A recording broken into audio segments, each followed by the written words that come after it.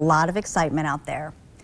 Up in smoke, the vaping industry in Michigan took another hit today as a judge denied a temporary restraining order to stop the governor's ban. It prohibits all flavored nicotine vaping products starting this Wednesday. All week on the 7 on 8, we're diving into this complicated issue. So each night we'll have a different side of the debate, talking with health advocates, a former vapor, even sitting down with high school students caught in the middle. In our story tonight, we're talking with the CEO of one of the largest vape juice distributors in Michigan, who's not only suing the state now, but also considering taking his business elsewhere. We actually have two product lines. We have everything that you see over here on the shelf, and then you have all of these in total, over 150 flavors. Ron Pease let me into his shop where I could see the shelves lined with vape juice. What is this going to look like once the ban goes into effect? Obviously empty.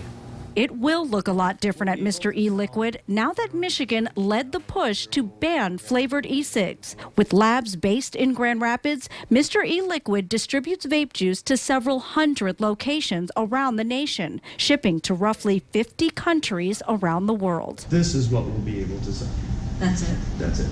When Governor Whitmer ordered the state health department to issue emergency rules prohibiting all flavored nicotine vaping products in the beginning of September, that meant about 80% of Pease's international business would go away. It's not good for the state, not good for consumers, not good for business.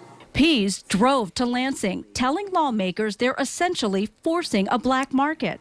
The moment that happens, you no longer have the ability to regulate that. You no longer have the ability to speak openly to the manufacturer and say, your marketing tactics must change because we don't feel they're responsible.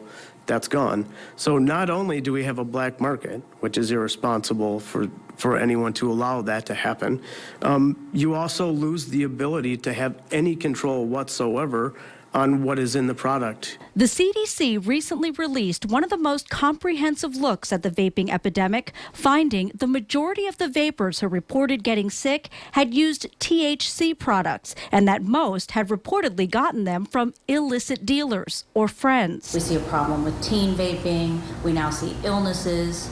Yep. How do you tackle all of that? We can't tackle that because our product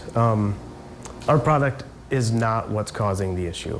And I can say that definitely because we've been around since 2010. And from 2010 till today, right, I challenge you or anyone to find one case where someone has gained or has unfortunately gotten lipoid pneumonia from using our product.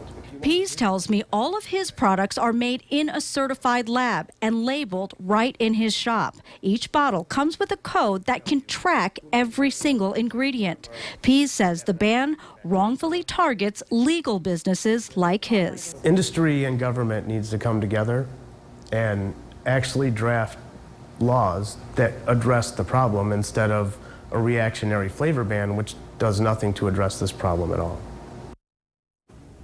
Now, Pease filed the temporary restraining order that a judge denied today. He also filed a lawsuit saying the ban violates the U.S. Constitution's Commerce Clause by barring companies like his from selling to consumers in other states.